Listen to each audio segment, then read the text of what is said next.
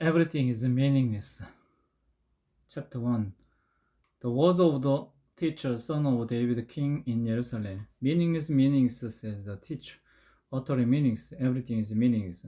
What do people gain from all their labors at which they toil under the sun? Generations come and generations go, but the earth remains forever. The sun rises and the sun sets, and hurries back to where it rises. The wind blows to the south and turns to the north. Round and round it goes, ever returning on its course. All streams flow into the sea, yet the sea is never poor. To the place the streams come from, there they return again. All things are wearisome, more than one can say.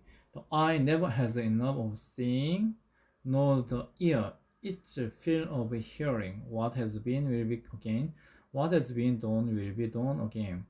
There is nothing new under the sun. Is there anything of which one can say, "Look, this is something new"? It was here already long ago. It was here before our time.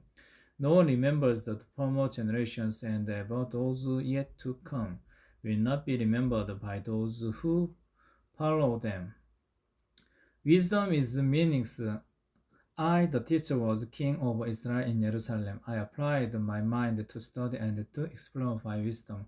All that is done on the heavens, what a heavy burden God has laid on mankind. I have seen all the things that I done under the sun. All of them are meaningless. A chasing after the wind. What is crooked cannot be straightened. What is lacking cannot be counted. I said to myself, "Look, I have increased in wisdom more than anyone who has ruled over Jerusalem before me. I have experienced much of wisdom and knowledge." Then I applied myself to the understanding of wisdom and also of madness and folly, but I learned that this too is chasing after the wind. For with much wisdom comes much sorrow. The more knowledge, the more grief.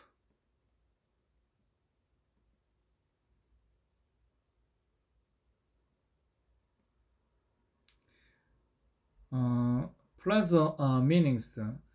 Chapter 2. I said to myself, "Come now, I'll test you with pleasures to find out what is good, but that also proved to be meaningless. Laughter," I said, "is madness, and what does pleasures accomplish?" I tried cheering myself with wine and embracing folly, my mind still guiding me with wisdom. I wanted to see what was good for people to do under the heavens during the few days of their lives. I undertook greater projects. I built houses for myself and planted vineyards. I made gardens and parks and planted all kinds of fruit trees in them. I made reservoirs to water groves of flourishing trees. I bought male and female slaves and had other slaves who were born in my house. I also owned more horses and flocks than anyone in Jerusalem before me. I amassed silver and gold for myself and the treasures of kings and provinces. I acquired male and female singers and a harem as well. The delight of a man's heart. I became greater by far than anyone in Jerusalem before me.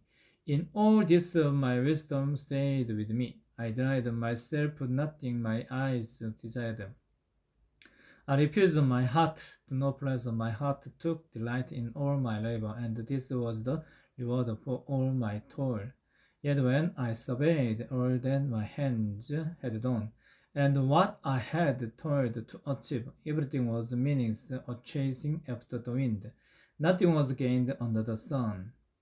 Wisdom and folly are meaningless. Then I turned my thought to consider wisdom and also madness and folly. What more can the king's successor do than what has already been done? I thought that wisdom is better than folly, just as light is better than darkness. The wise have eyes in their heads, while the fool walks in the darkness. But I came to realize that the same fate overtakes both. Then I said to myself, the fate of the poor are will overtake me also. What then do I gain by being used wise? I said to myself, this too is meaningless, for the wise like the poor will not be long remembered. The days have already come when both have been forgotten. Like the poor, the wise too must die. Toil is meaningless, so I hated life because the work that is done under the sun was grievous to me. All of it is meaningless, chasing after the wind. I hated all the things I had toiled for under the sun, because I must leave them to the one who comes after me, and who knows whether that person will be wise or foolish. Yet I will have control over all the fruit of my toil into which I have poured my effort and skill under the sun. This too is meaningless, so my heart began to despair over all my toilsome labor under the sun. For a person may labor with wisdom, knowledge, and skill, and then they must leave all they own to another who has not toiled for it. This too is meaningless and a great misfortune. What do people get for all the toils and the anxious striving with which they labor under the sun? All their days their work is grief and pain, even at night their minds do not rest. This too is meaningless. A person can do nothing better than to eat and drink and find satisfaction in their own toil. This too I see is from the hand of God. For without Him, who can eat or find enjoyment? To the person who please Him, God gives wisdom, knowledge, and happiness, but to the sinner, He gives the tasks of gathering and storing of wealth to hand it over to the one who pleases God. This too is meaningless of chasing after the wind.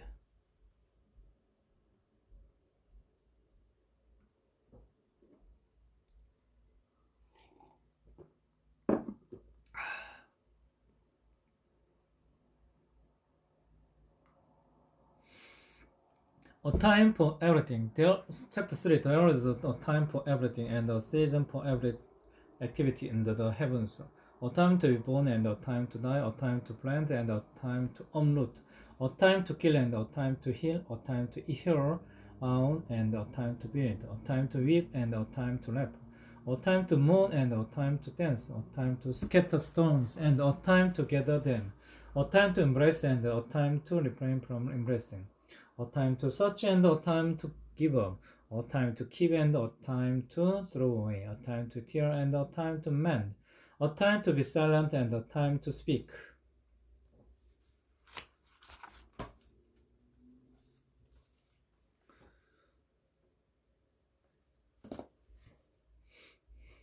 A time to love and a time to hate, a time for war and a time for peace.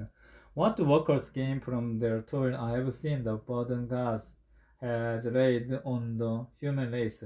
He has made everything beautiful in each time. He has also set eternity in the human heart, yet no one can patent what God has done from beginning to end. I know that there is nothing better for people than to be happy and to go to do good while they live. Each of them may eat and drink and find satisfaction in all their toil. This is the gift of God. I know that everything God does will endure forever. Nothing can be added to it and nothing taken from it. God does it so that people will fear Him. Whatever is has already been and what will be has been before, and God will carry the past to account. And I saw something else under the sun. In the place of judgment, wickedness was there. In the place of justice, wickedness was there. I said to myself, God will bring into judgment both the righteous and the wicked. For there will be a time for every activity, a time to judge every deed. I also said to myself, as for humans, God tested them so that they may see that they are like the animals. Surely the fate of human beings is like that of the animals. The same fate awaits them both. As one dies, so dies the water. All have the same benefits. Humans have no advantage over animals. Everything is meaningless. All go to the same place. All come from dust, and to dust all return. Who knows if the human spirit rises upward and if the spirit of the animals goes down into the earth? So I saw that there is nothing better for a person than to enjoy their work, because that is their lot for whom can bring them to see what will happen after them.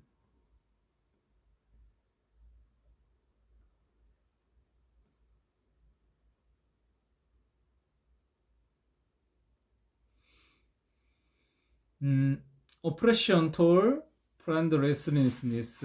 Chapter 4. Again, I looked and saw all the oppressions that was taking place under the sun. I saw the tears of the oppressed, and that they have no comforter. Powers on the side of their oppressors, and they have no comforter. And I declared that the dead who had already died, and happier than the living, who are still alive, but better than both, is the one who has never been born, who has not seen the evil that is done under the sun. And I saw that all toil and all achievement spring from one person's envy of another. This too is meaningless, a chasing after the wind. Fools poured their hands and ruined themselves, better one handful with tranquility than two handful with toil and chasing after the wind. Again, I saw something meaningless under the sun. There was a man all alone. He had neither son nor brother. There was no end to his toil, yet his eyes were not content with his wealth. For whom am I toiling? He asked, and why am I depriving myself of enjoyment? This too is meaningless, a miserable business. Two are better than one because they have a good return for their labor.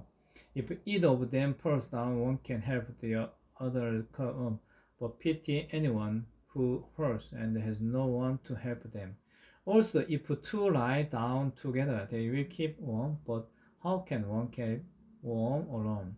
Uh, Though one may be overpowered, the two can defend themselves. A cord of three stands is not quickly broken.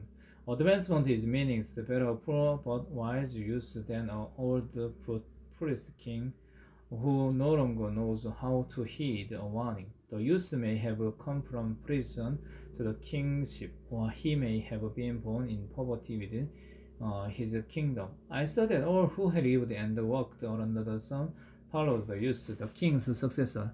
There was no end to all the people who were before them, but those who came later were not pleased with the successor. This too is meaningless, a chasing after the wind.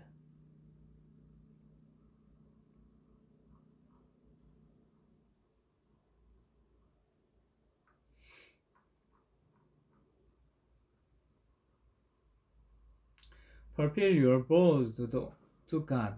Chapter 5. Guard your steps when you go to the house of God. Go near to listen rather than to offer the sacrifice of pearls, who do not know that they do wrong. Do not be quickly with your mouth, do not be hasty in your heart, to utterly anything before Him, before God. God is heaven and you are on earth. So let your words be pure. A dream comes when there are many cares, and many words mark the speech of a fool.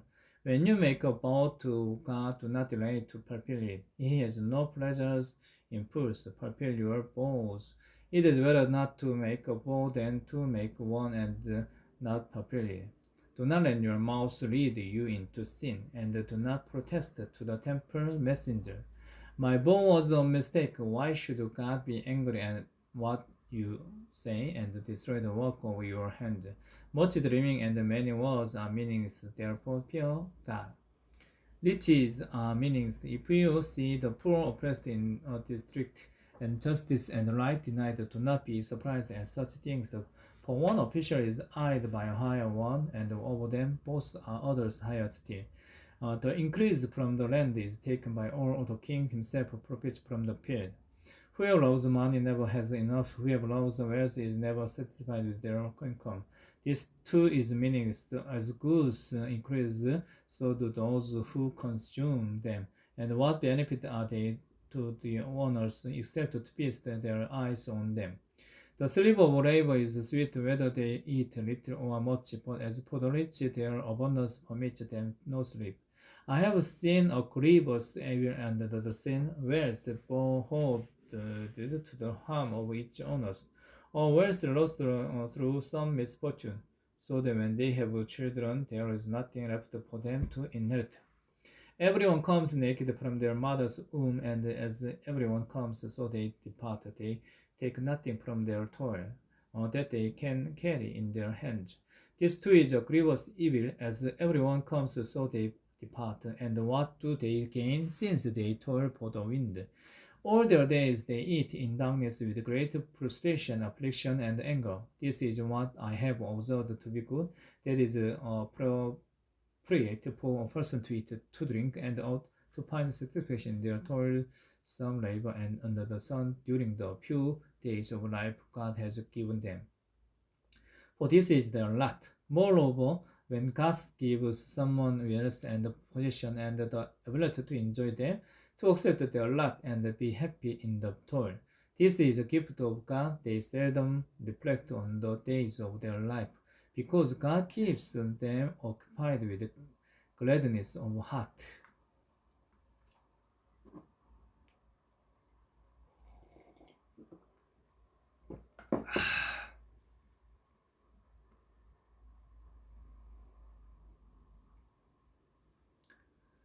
Chapter 6. I have seen another evil under the sun, and it weighs heavily on mankind.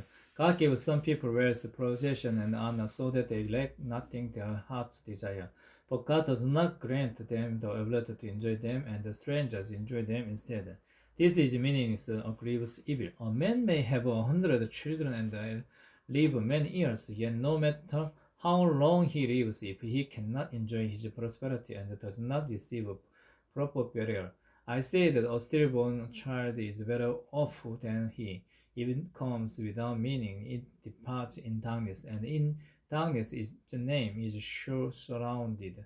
Though it never saw the sun or knew anything, it has more rest than does not that man. Even if he lives 1,000 years twice over, but fails to enjoy his prosperity, do not all go to the same place.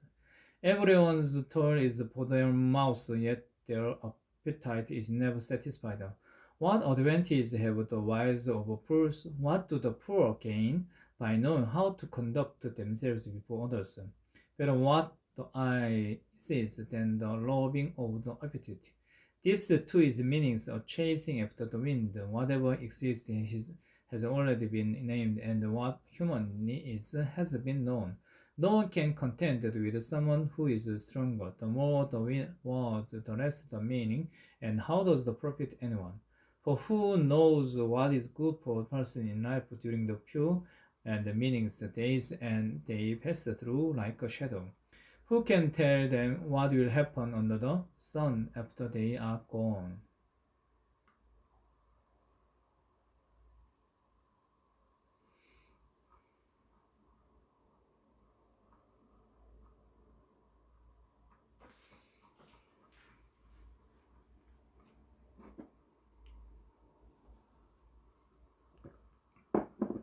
Wisdom, chapter 7. A good name is better than fine perfume, and the day of death better than the day of birth. It is better to go to a house of mourning than to go to a house of feasting. For this is the destiny of everyone. The living should take this to heart. Frustration is better than laughter, because a sad face is good for the heart. The heart of the wise is in the house of mourning, but the heart of fools is in the house of pleasure. It is better to heed the rebuke of a wise person than to listen to the song of fools. Like the cracking of a thorn on the path, so is the laughter of fools. This too is meaningless. Extortion turns a wise person into a fool, and a bribe corrupts the heart.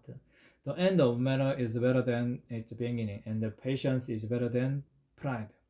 Do not be quickly provoked in your spirit, for anger resides in the lap of fools.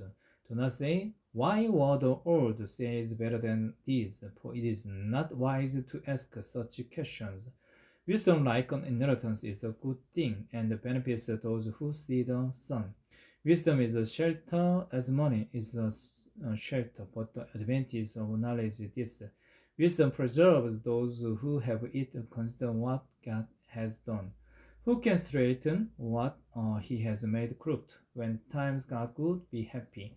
But when times are bad, consider this: God has made the one as well as the other. Therefore, no one can discover anything about their future. In the meaningless life of mine, I have seen both of these. The righteous progressing in their righteousness, and the wicked living long in their wickedness. Do not be over righteous, neither be wise. Why destroy yourself? Do not be overworked, and do not be a fool. Why die before your time? It is good to grasp the one and not let go to the after. Whoever fears God will avoid all extremes. Wisdom makes one wise person more powerful than the 10 rulers in a city. Indeed, there is no one on earth who is righteous, no one who does what is right and never sins.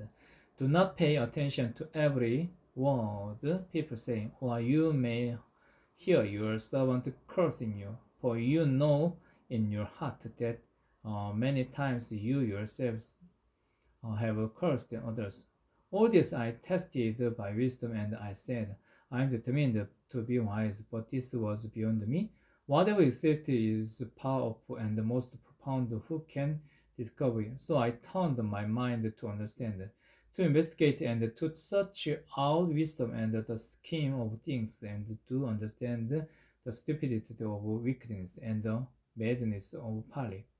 I found more bitter than death the woman who is a snare, whose heart is a trap and whose hands are chained.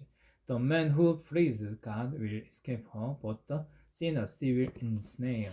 Look, said the teacher, this is what I have discovered, adding one thing to another to discover the scheme of things. While I was still searching but not find, I found one upright man among 1,000, but not one upright woman among them all. This only have I found. God created mankind upright, but they have gone in search of many schemes. Amen.